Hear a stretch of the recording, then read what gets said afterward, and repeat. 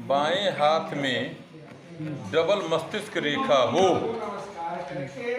जिस जातक के बाएं हाथ में डबल मस्तिष्क रेखा हो, जिसमें प्रथम मस्तिष्क रेखा उच्च चंद्र की ओर और दूसरी मस्तिष्क रेखा उच्च मंगल की ओर, और उसी मस्तिष्क रेखा के पास शुक्र स्थान की एक रेखा जो मस्तिष्क रेखा के मन उच्च चंद्रमा की ओर आ रहे उसको स्पर्श करे भाग्य के साथ,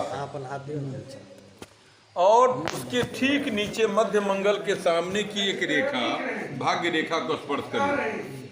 जातक के जीवन में इस स्थान जो शुक्र हमारा सुख कारक है, वह रेखा यदि रिंग के समान ऐसे गोलाकार होते हुए उच्च चंद्रमा की ओर आवे, डबल मस्तिष्क रेखा हो, शुक्र स्थान की रेखा उस डबल मस्तिष्क रेखा के चंद्र स्थान की रेखा को स्पर्श करता हो, तो जातक के जीवन में अचानक किसी न किसी प्रकार का भय के समान वातावरण उपस्थित होता है। वह भय स्त्री कारक हो, धन कारक हो, या कभी कभी शुक्र जो है वह चंद्र के साथ मिलकर के सम्मोहन की भी प्रक्रिया करता है, क्योंकि दोनों ही शुक्र और चंद्र ये राहु अथवा केतु से जनित होने से एक छाया का रूप प्रदान करते हैं। लेकिन डबल मातृ रेखा होने से हम जातक के जीवन में कभी कभी मातृपक्ष को भी पकड़ते हैं। यदि एक मस्तिष्क रेखा केवल उच्च मंगल तक होता तब तो मैं उसके ऊपर मातृपक्ष का अनुसंधान नहीं करता, लेकिन जातक के हथेली में डबल मातृ रेखा होने से, जिसे मैं बुद्धि रेखा भी कहता हूँ और मातृ रेखा भी कहता हूँ, उसका संबंध शुक्र स्थान की रेखा से स्पर्श करता है। शुक्र सुख कारक है।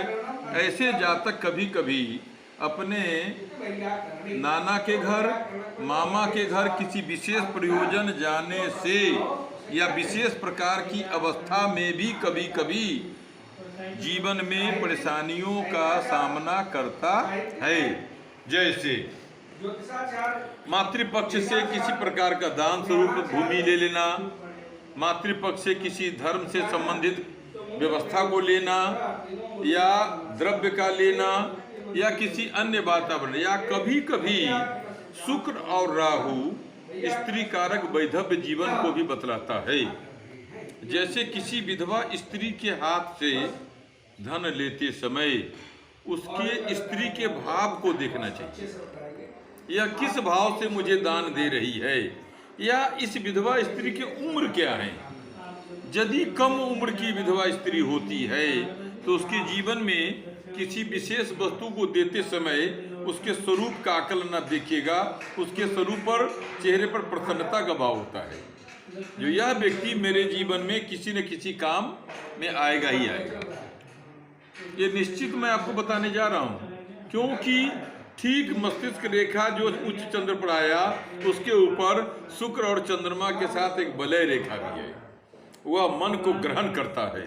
किसके साथ? तो राहु के साथ।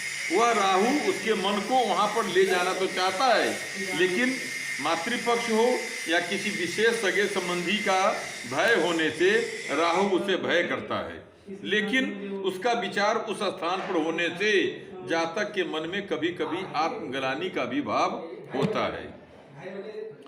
कर्म भाव में इस भाव का मैंने देखा हूं, जो मैं उच्च रेखा की मंगल रेखा ये ऐसे करके माने राहु को स्पर्श करके उच्च मंगल को स्पर्श करके और चंद्र बुध पर्व की विवाह रेखा को भी स्पर्श किया इसके हाथ में। यह भी स्त्री कारक और पितृकारक है। ऐसे लोग या तो अपने पिता के घर में, या पितृकारक का मतलब हमारे मातृ पितृ भी तो एक ही स्थान का कारक माना गया। उस स्थान से कहीं न कहीं इस व्यक्ति के जीवन में जो दोष उपस्थित हुआ है, वह दोष कभी कभी ऐसे जातक को उन्मादी बनाता है। ऐसे जातक को शुक्र भी जल कारक है, चंद्रमा भी जल कारक है, और मंगल जो है यह राहु को स्थान पर लेते हुए चंद्र बुध पर्व की ओर स्त्री कारक स्थान पर लेके गया। ऐसे जातक के मन में घबराहट पैदा होना, घर से बाहर निकल जाना, या कभी कभी विपरीत मन होने से अपने शरीर पर ही कोई न कोई तनाव कर लेना, जैसे जल में कूद जाना, किसी पुल से कूद जाना, या कभी कभी एकांत में ऐसे जातक मंगल और शुक्र के प्रभाव से अपने शरीर में ही बंधन क्रिया कर लिया करते हैं, जो मैं शब्द नहीं कहना चाहता।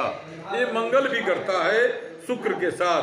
क्यों? शुक्र स्त्री कारक और सुख कारक है। जब इसको सुख में व्यवधान आएगा तो मंगल इसको राहु के साथ मिलकर उन्माद पैदा करता है। जब यह कार्य सफल नहीं होता है तो मंगल राहु चंद्र बुध के साथ मिलकर के ऐसे जातक के ऊपर शारीरिक रूप से प्रकोप पैदा करता है। बस आज इतना ही।